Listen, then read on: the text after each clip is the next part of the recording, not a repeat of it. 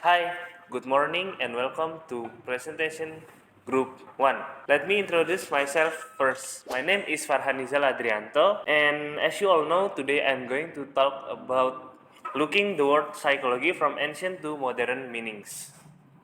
The first presentation is Aura Najwadin with the topic History Modern and Ancient. So, let's go. Thank you, Farhan. Hello, I'm Aura. Today I am here to talk new story, modern and ancient. The history of psychology is a long journey that includes the development of thought and research on the human soul and behavior from ancient to modern times. The journey of development of psychology can be divided into large periods, namely first ancient psychology and second modern psychology, which differ in terms of method, focus, approach, and school of thought. Ancient psychology before Greek psychology was considered as part of a type of philosophical science because it considered philosophy of the model of as science and psychology received a strong influence from philosophical science. Philosophers in ancient psychology include Socrates, Plato, and Aristotle who discussed the nature of the soul and psychological symptoms. Carter's viewed the soul as the core of human personality and the basis of life. Carter emphasized the importance of the soul in forming a sense of individual responsibility and human morality. Plato divided the soul into two types, namely, first, the psychical soul, and second, the spiritual soul. Plato said the physical soul is mortal, meaning that the physical soul will beat the scrutiny of the human body, while the spiritual soul is eternal, so that it can never end. For Plato, the spiritual soul is the highest because the spiritual soul will never happen because it is for its reason and life. Aristotle saw the soul as the main element in forming life. Aristotle argued that the soul provides a special tool and function to the body and is a fundamental fact that distinguishes human from other factors. From Aristotle's thinking, he emphasized the role of the soul in determining human existence and identity, which is such. Modern psychology emerged in the 17th century and the 17th and 19th century. Psychology style had the status of discourse because it was not yet considered a science. Here are some philosophers who contributes to psychological thinking in the 17th and 18th centuries, including Gottfried Leibniz, Thomas Hobbes, John Locke, Immanuel Kant, and David Hume. In the 18th and 19th centuries, psychology was still a debate among scientists. The debate in psychology was related to the domain effort of existing by psychological models. The issue being debated were questions about which subjects were worthy of being part of psychology and the broadest need for studies that had been established as part of psychology. In the 19th century, psychology development with two main theories, faculty psychology and association psychology. Faculty psychology argues that innate mental powers are organized into faculties, such as thinking, feeling, and wanting, which are divided into sub-faculty. Meanwhile, association psychology states that the association of ideas which enter the ancient is the basis of the psychological process. The history of psychology as scientific discipline began in 1879 with the establishment establishment of first psychology laboratory by Gutmann Wunden in Leipzig, Germany. Professionalist psychology was still considered part of philosophy and physiology. Experimental symposiums were studied in the context of their respective mind field. Although it is a separate discipline, the influence of philosophy and sociology is still felt in the development of psychology. The development of psychology gave birth to various schools of thought. Emily, first, structuralism, second, functionalism, third, psychoanalysis, fourth, behaviorism, five, humanistic, and six, cognitive. Next presentation will be presented by Afitri with the topic science. Thank you, Anna. Hello, I am Afitri. Today, I am here to talk you about science. The field of psychology relies on observation and analysis related to the behavior of organisms based on experiences obtained through the five senses. The function of psychology includes explaining human behavior, predicting or forecasting behavior, and controlling expected behavior.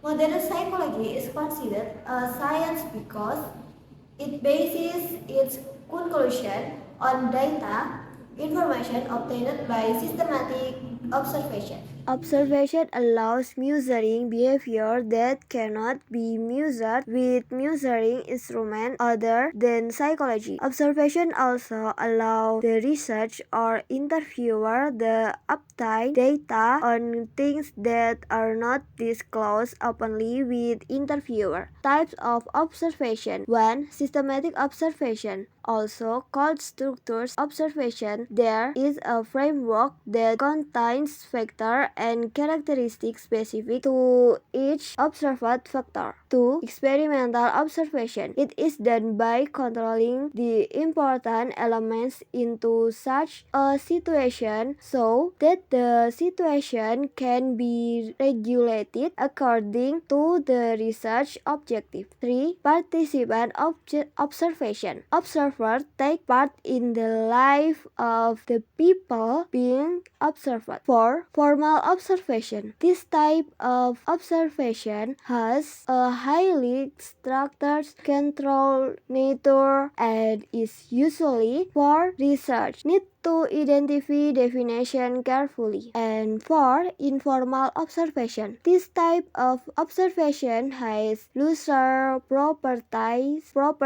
in terms of control. Observation data is a type of data obtained through direct observation of an object or phenomenon. In collecting observation data, research systematically records the symptoms or events observed. There are several steps that can be taken to collect observation data, namely 1. Determining research objective, 2. Determining variable and indicator, 3. Determining observation methods, 4. Conducting observation, and 5. Analyze data.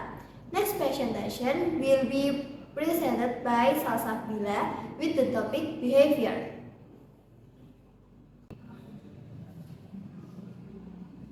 Thank you, Afitri. Hi everyone, I'm Salsabila. Today I'm here to talk about behavior. Human behavior is similar to that of animals and can be studied with an objective approach. Behaviorism was born as a reaction to interpretation as well as psychoanalysis. Behaviorism wants to analyze only observable behavior which can be measured and described. Behaviorism does not concern itself with whether humans are rational or emotional. Behaviorism only seeks to understand how attitudes are controlled by environmental factors. Behaviorism is nothing more than a series of conditioned reflex.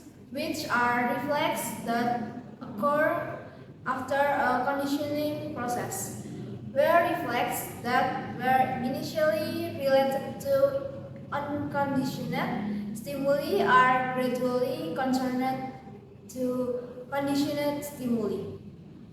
Behavior has three aspects. First, cognitive process.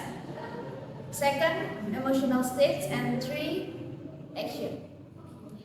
Cognitive process are mental activities involved in acquiring knowledge, understanding, and interpreting the world.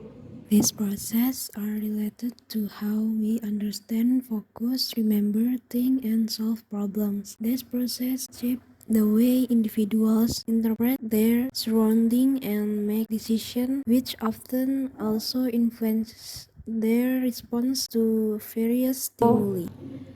Emotional states describe feelings and experiences that influence human behavior.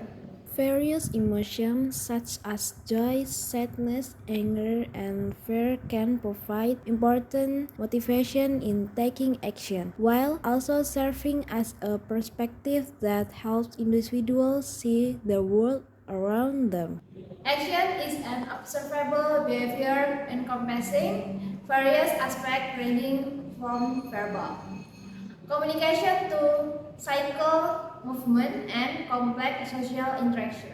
Action often arises from the interaction of cognitive process and emotional states, reflecting an individual's mindset and feelings. Action in behaviorism is learned through various principles such as classical conditioning and operant conditioning.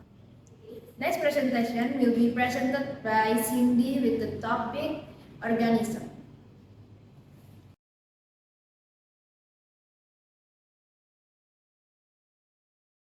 Thank you, Salsabila. Hello, I'm Cindy Yulia. Today I'm here to talk you psychology organism. In psychology, the term organism refers to a concept that is closely related to environment, where both terms are defined in relation to each other. The organism is often viewed as unitary, dynamic, and ongoing process of organizing, rather than merely a cycle body. This perspective emphasizes that life is not something an organism has or does, but rather what it is, indicating that the organism and life are essentially identical concepts. Points related to the psychology of organism include first, the term organism is defined in relation to environment, with both concepts being inseparable and each defined by the other. Traditional psychology often view organisms as bodies separated from their environment by skin, leading to a morphological conception that distinguishes the organism from its background. Third, behavior is localized on the organism side of the divide, and the primary distinction in behavior analysis is between behavior and environment rather than between organism and environment. Fourth, the morphological conception of the organism is prevalent in various psychological approaches, including cognitive psychology, ecological psychology, and interbehavioral psychology. The conclusion regarding the psychology of organism emphasizes that terms organism and environment are inseparable and defined in relation to each other. Traditional as existing entities separated from their environment by skin, leading to a morphological concept. So that's all for our group 1 presentation. Thank you for watching. See you and have a good day.